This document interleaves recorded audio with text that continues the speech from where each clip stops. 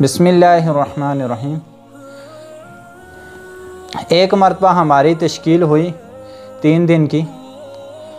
تو جس وقت ہماری 3 دن کی تشکیل ہوئی، ہم عصر کے بعد جو گشت ہوتی ہے، گشت کے اوپر باہر نکلے ہوئے تھے،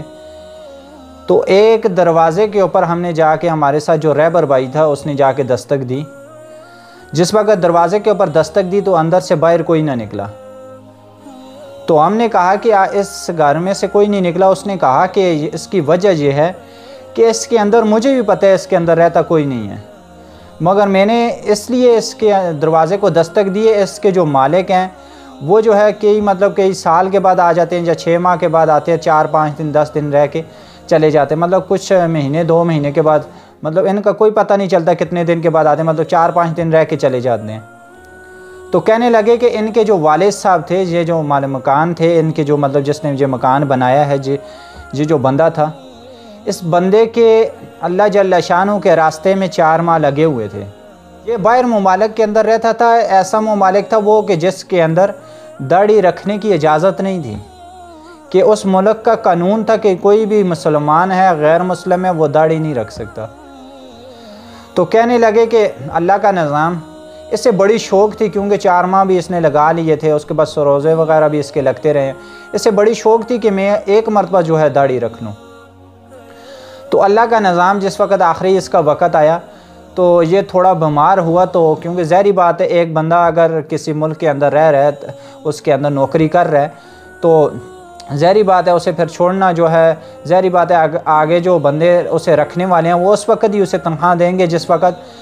اس کی اسے ضرورت پڑے گی۔ وہ بیمار ہوا، کہنے لگے یہ شخص بیمار ہوا، اسے جو ہے واپس بھیج دیا گیا پاکستان۔ جس وقت یہاں پہ آیا، اس نے آ کے کچھ دن رہا، مہینہ 2 مہینے کچھ بتا رہے تھے کہ رہا، کہ اللہ کا نظام، اس نے داڑھی کو کینچی نہیں لگائی،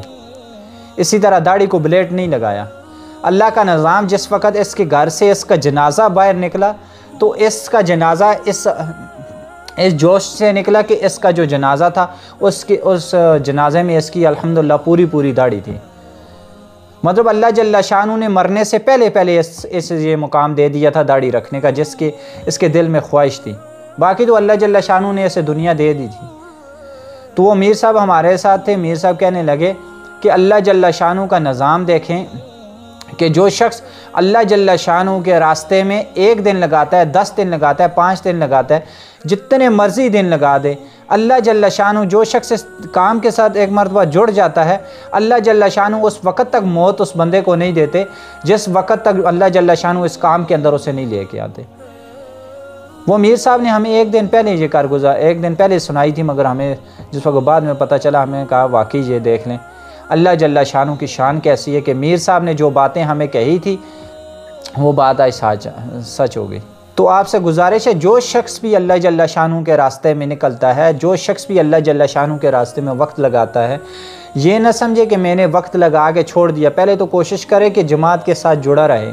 اگر اللہ نہ کرے کسی وجہ سے اب تک ٹوٹ چکا ہے، وہ یہ نہ سمجھے کہ میں ٹوٹ چکا ہوں، اللہ جل شانہ ایک نہ ایک دن اسے ضرور لے کے آئیں گے۔ دنیا کی وہ ٹھوکر کھا کے آخر میں جو ہے نا، وہ آخر میں اس دعوت والے کام کے ساتھ آگے لگے گا، کیونکہ یہ نبیوں والا کام ہے، انبیاء والا کام ہے۔ تمام انبیاء کا یہی کام تھا کہ لوگوں کو دعوت دینا، لوگوں کو دین کی طرف لے کے آنا، لوگوں کے دلوں کے اوپر محنت کرنا، یہ نبیوں والا کام تھا۔